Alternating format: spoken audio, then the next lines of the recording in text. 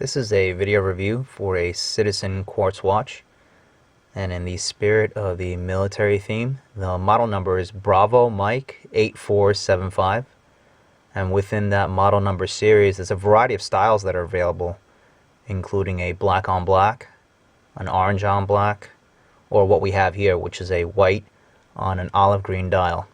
And for this one specifically, the model number is Bravo Mike 8475-00 X-ray. The case is a black ion plated stainless steel case. It's matted and finished, and it comes on a standard black canvas strap. The watch is on the larger end of the size spectrum. It measures 42 millimeters in diameter as measured from here to here. If you include the crown, the measurement increases by an additional 3 millimeters. So from approximately here to the end of the crown, it's approximately 45 millimeters. And this crown's not a screw down crown, but a standard crown. The height of the watch, or the tallness, as measured from this top lug here to this bottom lug here, that's about 49 millimeters. And the width between the lugs, that's 22 millimeters. It's a standard width, so if you don't happen to like the black canvas strap, you have a lot of aftermarket options available to you. The watch is about 11 millimeters thick, so it's still very manageable. And it's got a polished stainless steel caseback. As you can see, it's got a few nicks already on the caseback. I've been wearing the watch for several weeks now and thoroughly enjoying it. And in fact, the more battle scars that the watch can earn, I think it'll continue to look better and better.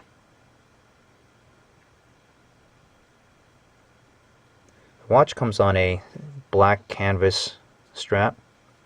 It's a standard men's length of about 7 3/4. It's got padding in this portion right here. It's about 4 millimeters thick. There's no padding from this portion here. There's some light padding from about this portion as well. If you look at the profile, you'll see that it's a little bit thicker right here, and then it thins out.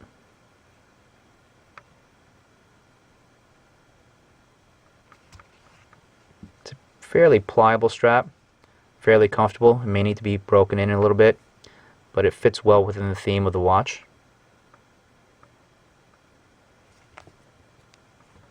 The watch itself, it's a simple 3-hand quartz watch. So the hour, minute, seconds, and a day-date feature at the 3 o'clock position. Let's get a closer look at that.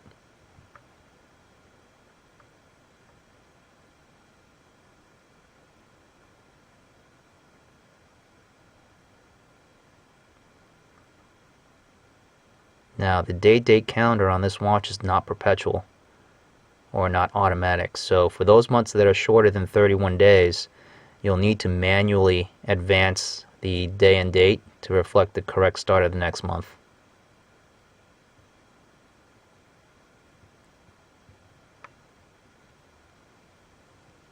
Now there's two things in particular that attracted me to this watch. The first one being obviously the military styling, and the second being Citizen's marquee feature, which is the EcoDrive technology.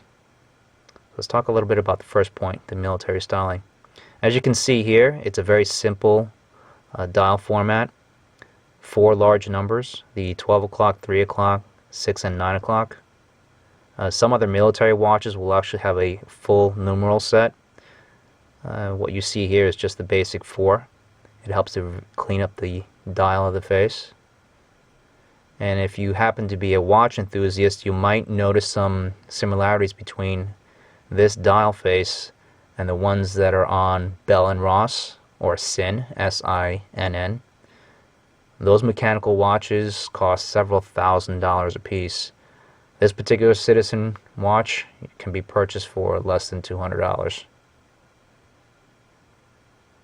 It's a very nice, clean styling. The EcoDrive technology, if you're not familiar with it, Citizen's website certainly has an abundance of information on it. I'm just going to hit the high points here. It uses light, or it's fueled by light, and it never needs a battery, so the slogan goes. So the primary energy source is light, and it uses that light, whether it's natural or artificial, to power the quartz movement. It also uses that through photovoltaic cells to convert that natural or artificial light energy into electrical energy and stores that in a rechargeable battery. And that rechargeable battery acts as kind of like a backup power source. So if you happen to throw the watch in a dresser drawer, it'll still be good for 6 months. It's got about a 180-day power reserve. Some other Citizen watches actually can go upwards of 5 years, but this particular model, it's about 180 days if you leave it in the dark. But as long as you keep it outside, or even wear it occasionally, it'll be fine. Now when the battery does get low, you'll see the second hand is jumping every second now, but if the battery does get low, you'll see it jump every 2 seconds, at which point Citizen recommends you fully charge the battery, and I believe it's about 4 hours in direct sunlight. It's a low maintenance watch. It's simple, it's straightforward, back to basics, no nonsense. It's great. So let me put it on wrist. We'll take a look at it, and we'll also take a look at the lume and see how that performs in the dark. I've got very skinny wrists. They're about 6 inches in circumference, 57 millimeters across the top bone. So this lug-to-lug measurement of this watch is about 49 millimeters, so it really approaches the upper limits of my fitment preferences.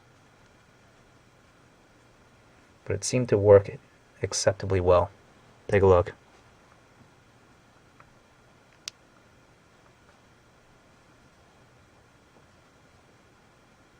Let's take a look at the lume now.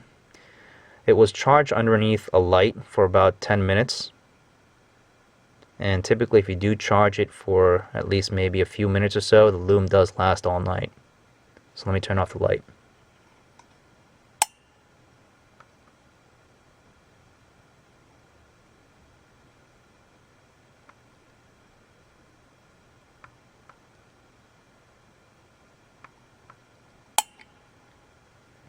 So it's a very good watch.